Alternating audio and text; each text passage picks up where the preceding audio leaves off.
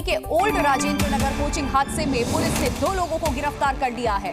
Coaching के संचालक और कोऑर्डिनेटर को गिरफ्तार किया गया प्रशासन द्वारा। पुलिस ने दोनों को पहले हिरासत में लिया था, जिन्हें पूछताछ के बाद गिरफ्तार कर लिया गया है।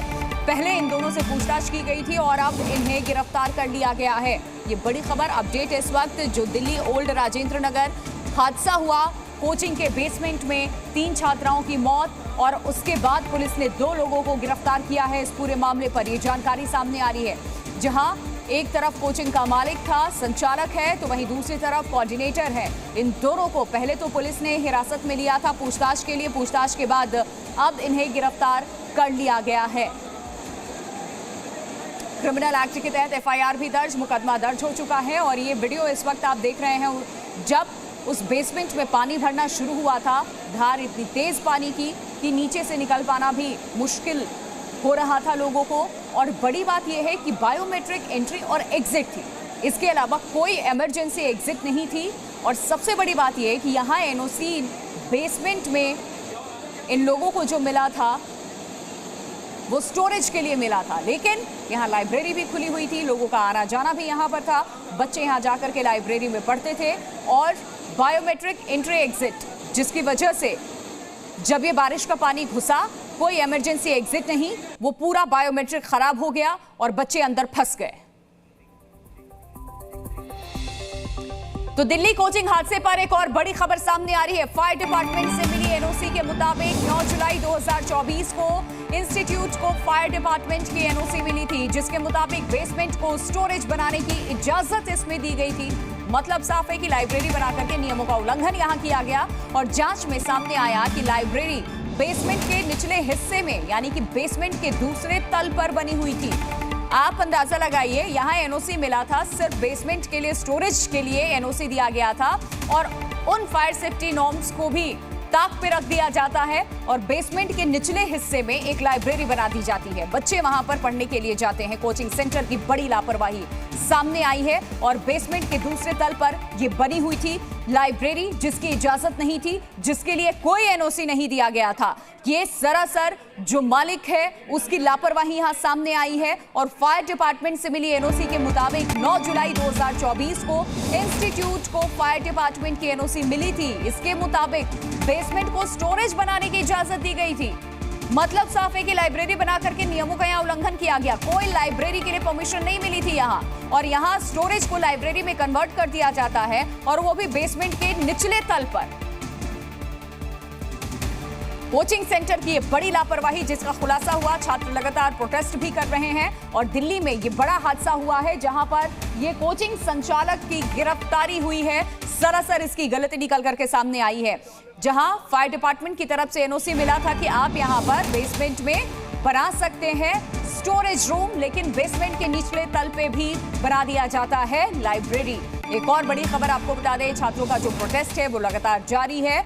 3 छात्रों की मौत हो गई है, जिसके बाद साथी छात्रों में नाराजगी है। उस नाराजगी की तस्वीर इस वक्त आपके सामने है। कल रात से ही ये लगातार प्रोटेस्ट कर रहे हैं और 3 छात्रों की मौत को लेकर के छात्रों की ये नाराजगी इस वक्त आपके सामने है। राजेंद्र नगर में ये धरने पर बैठे हुए हैं। एमसीडी की गलती है, खामियां हैं, इनका कहना है छात्रों का। अपनी प्रमुख मांगे हैं इनकी। छात्रों का गुस्सा लगातार बढ़ रहा है। प्रशासन की तैनाती यहाँ पर कर दी गई है। लगातार छात्र धरने पर बैठे हैं। ये वो वीडियो है, देखिए, जान पर आफत बनाई। जो सहयोगी हैं, जो छात्र वहाँ पे और भी थे, जो ग्राउंड फ्लोर पर थे या फिर जो निकल पाने में सक्षम हुए, निकल गए, और वो लगातार अपने दूसरे छात्रों की मदद के लिए यहाँ पर खड़े रहे। लेकिन पानी एकाएक इतना भर गया कि नीचे जा पाना मुमकिन ही नहीं था, और चाह कर भी अपने साथी छात्रों की जान ये नहीं बचा पाए।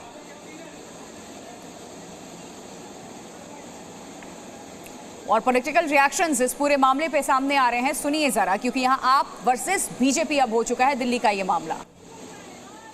लगातार पिछले 10 दिन से वहां की स्थानीय जनता कह रही थी कि नालों की सफाई कराइए, नालों की सफाई कराइए। 1 घंटे की बारिश में इतनी बड़ी बेसमेंट में पानी घुस जाता है। पूरी दिल्ली को बर्बाद करने का काम आम आदमी पार्टी की सरकार ने किया है। और जो भ्रष्ट अफसर, जो तंत्र इसमें शामिल है, सबको सूली पर लटका देना चाहिए। वहाँ पे वाटर लॉगिंग होती है, पानी सड़क से निकल रहा था। इन कमर्शियल, इनके बेसमेंट में बच्चे पढ़ रहे थे। जो कोई गाड़ी निकली है और वो दरवाज़ा, उनका गेट टूटा है, जिसके कारण से बेसमेंट में पानी गया है। लेकिन बेसमेंट में बच्चे पढ़ क्यों रहे थे? बेसमेंट में बच्चे क्या कर रहे थे? लाइब्रेरी खोल रखी है, बच्चे पढ़ा रहे हैं, ये टोटल क्रिमिनल एक्टिविटीज़ है।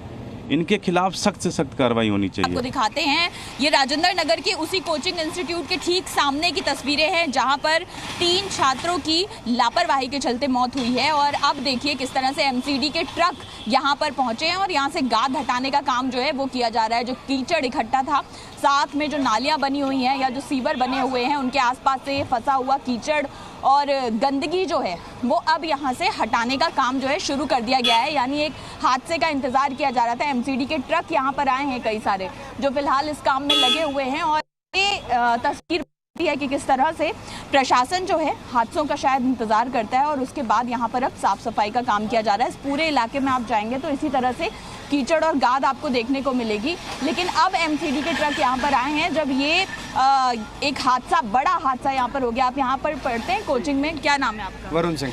आपको किस कोचिंग में पढ़ते हैं? जी मैं नेक्स्ट में पढ़ता हूँ। अच्छा, तो ये हम देख रहे हैं कि अभी यहाँ पर ये ट्रक जो है पहुंचे हैं, यानी हादसे का इंतजार किया जा रहा था। जी अगर ये चाहते तो ये काम पहले भी कर सकते थे, क्योंकि आने वाले दिनों में जब शुरू से ही बरसात में यहाँ पानी भर जाया करता है। और आप देख सकते हैं फोर्सेस भी आ रही हैं और बाकी कोई भी ग्राउंड काम नहीं हो रहा है। और जैसे इन लोगों का आंकड़ा दिया जा रहा है, 3 लोगों की डेथ हुई है, लेकिन हम लोगों ने देखा हुआ है 10-12 लोगों की बॉडी गई हुई है यहाँ से। तो देखिए किस तरीके से यहाँ पर अब राहत बचाव का जो काम है वो शुरू किया गया है। एमसीडी ट्रक लेकर के यहाँ पर पहुंची है, लेकिन ये बड़ा हादसा होने के बाद इस ओर किसी का ध्यान नहीं गया और सरासर लापरवाही का ये मामला है। जो छात्रों की मांग है, उस मांग में लगातार ये आवाज उठ रही है कि दोषियों को बख्शा नहीं जाए, क्योंकि ये जानबूझ करके किसी की जान से खिलवाड़ किया गया है। और ये तस्वीरें उसी को बयां करती हैं, क्योंकि कोचिंग संचालक को एनओसी दी गई थी बेसमेंट में, जहां आप स्टोरेज रूम बना सकते हैं। लेकिन क्या किया गया कोचिंग संचालक की तरफ से?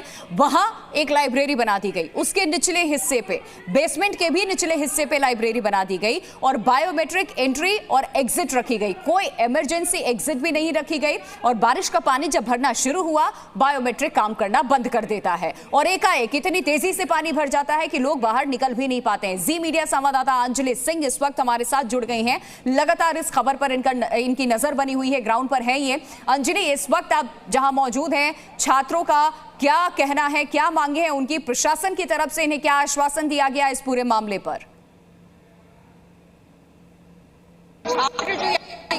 सुबह से ही यहाँ पर पूरा जंगल लगा हुआ है और सब जाहिर सी बात है आक्रोश है। आपको दिखाते हैं हम सबसे पहले उस की तस्वीरें जहां पर आप देखेंगे कितना हैवी डिप्लॉयमेंट जो है वो भी फोर्सेस का कर दिया गया है। आसपास की कोचिंग इंस्टीट्यूट जो है वो इस समय बंद कर दिए गए हैं और बाहर ये कतारों से आप देखेंगे किस तरह से छात्र यहाँ पर एकत्र हो गए हैं। ये ठीक बगल में राव आईएएस स्टडी सर्कल है जहाँ पर ये पूरा हादसा हुआ।